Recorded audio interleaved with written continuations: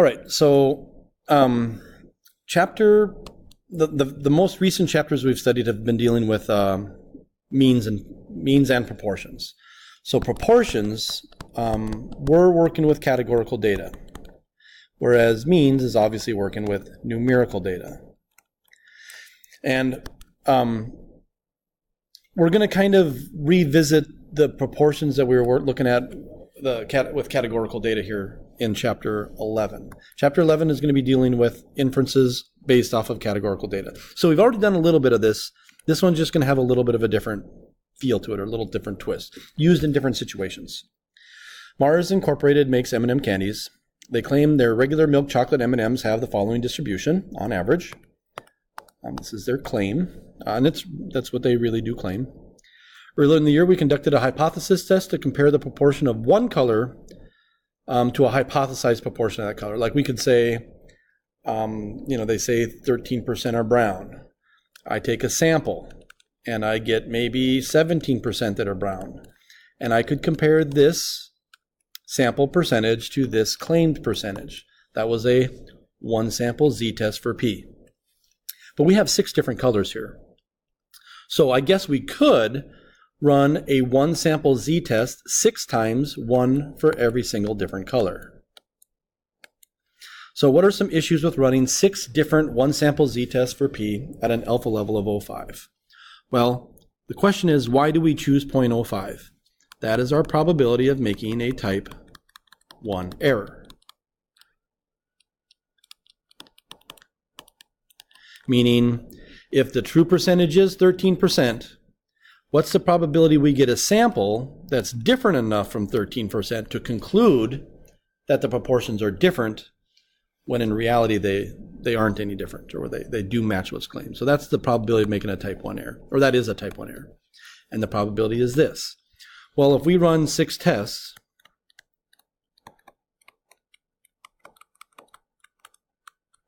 at an alpha level of 0.05, will result in a much higher percent chance of making a type 1 error in at least one of those 6 tests. So will result in a type 1 error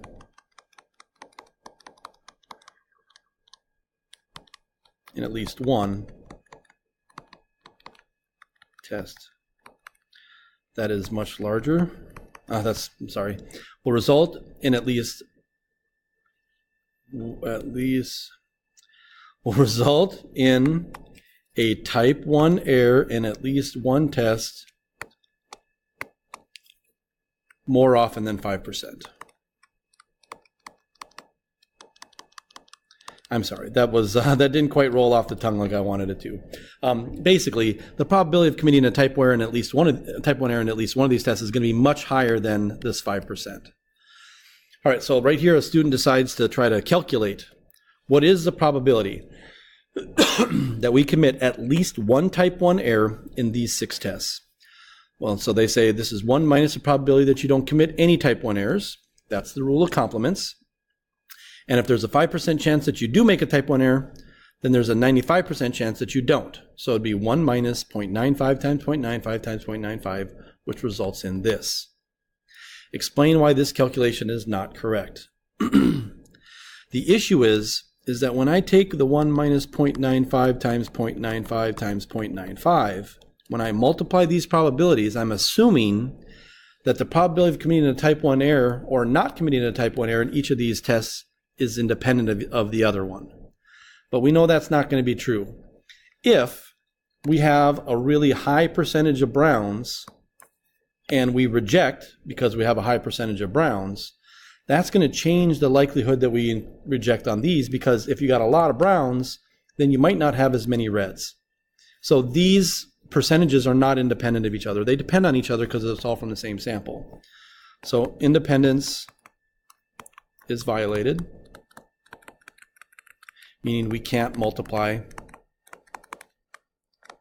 Well, we can't multiply these independent numbers. Can't multiply 0.95 repeatedly.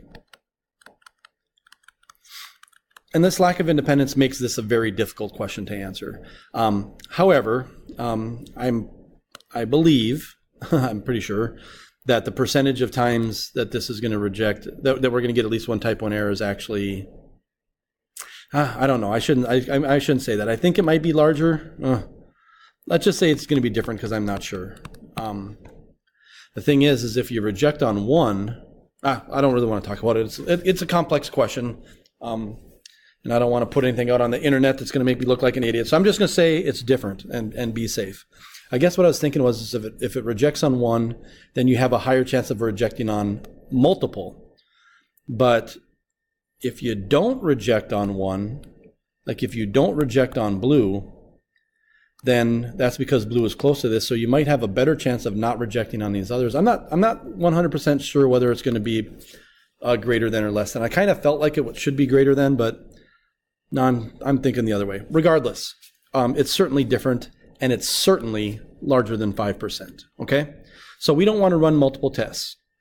So we are going to develop a new procedure that does not use a z-curve or a t-curve. It's going to be a new distribution. And then the activity we did in class is we tried to figure it out on our own. Now, we're not going to do that here. I'm just going to kind of walk you through it and show you how to do it on the video, but we did more of an exploratory thing in class.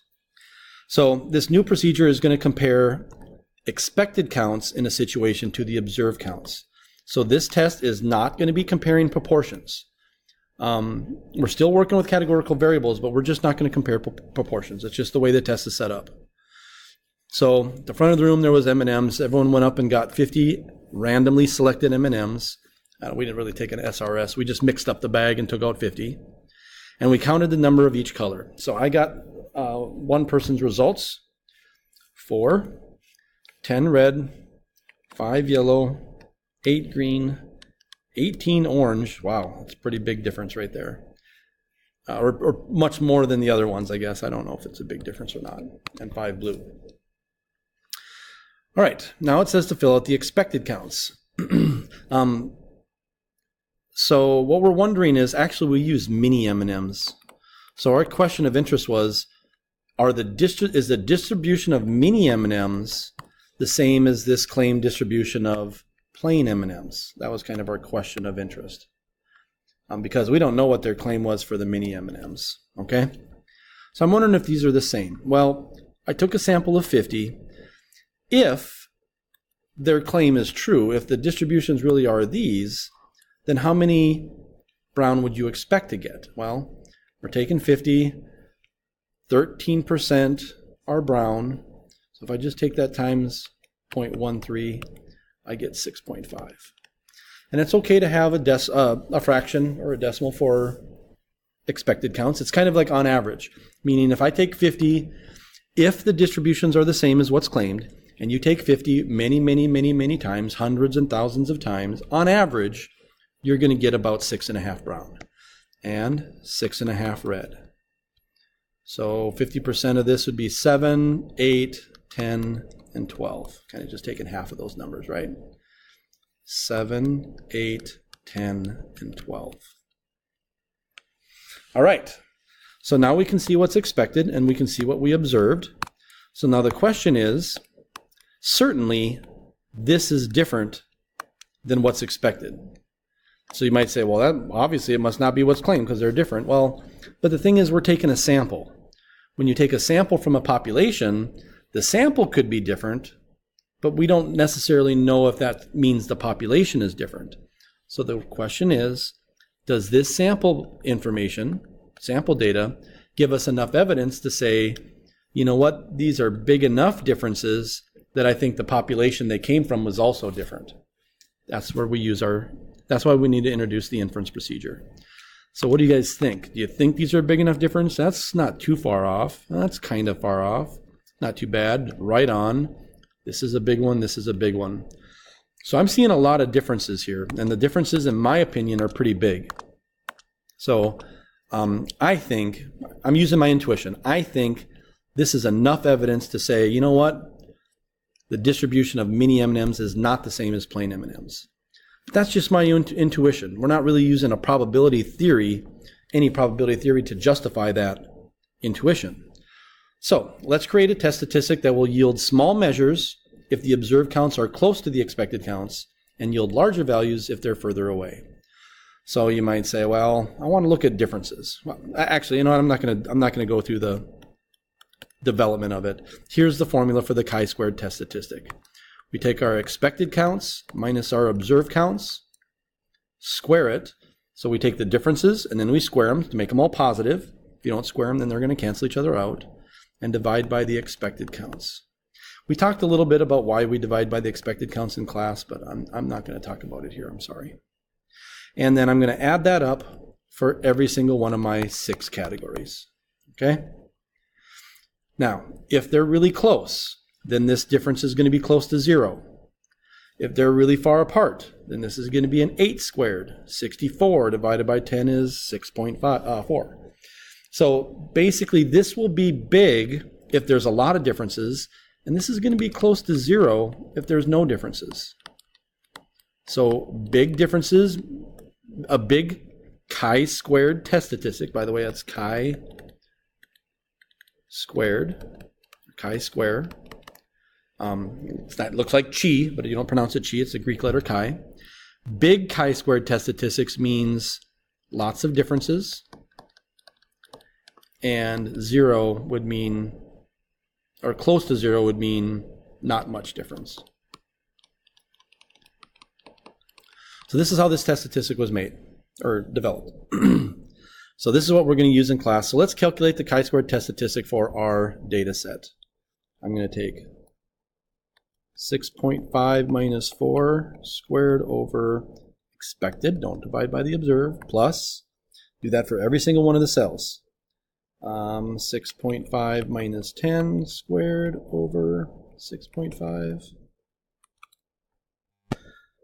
All right, so here I put it down on the paper. Pause it and save you a little bit of time. But you just sum them up for all the cells. I've already typed it into the calculator. Now I did skip this one here, because if your expected counts are the same as your observed counts, it contributes 0. Remember, if they match up closely, they're small numbers. That's why that one's going to be 0. It matches up perfect. But if they're far apart, they're going to generate bigger numbers and therefore make this chi-squared test statistic larger. So if I type this in and hit enter, I get a 14.07. Now don't say anything crazy like, wow, that's 14 standard deviations above the mean. This is not a z-test statistic. A z-test statistic of 14, because it's a standard normal curve with a standard deviation of 1, would mean you're 14 standard deviations away from the center. This is not going to be the same type of number as a z number.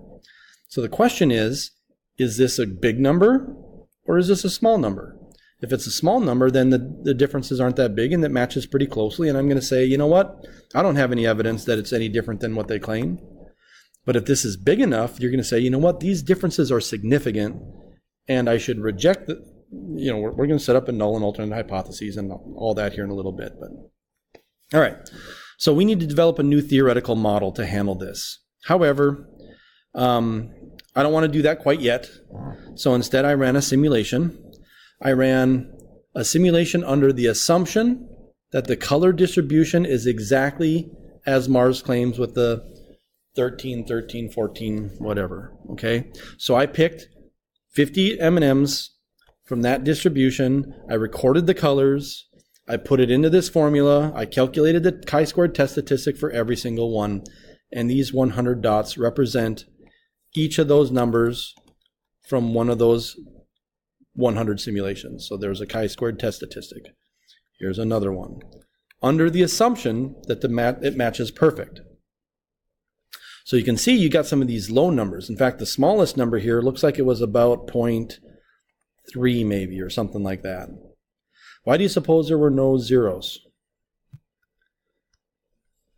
There's no zeros because you can't get half of an observed count. So it's impossible in this situation to get a 0. Now, if these would have been whole number expecteds, you could have gotten a 0.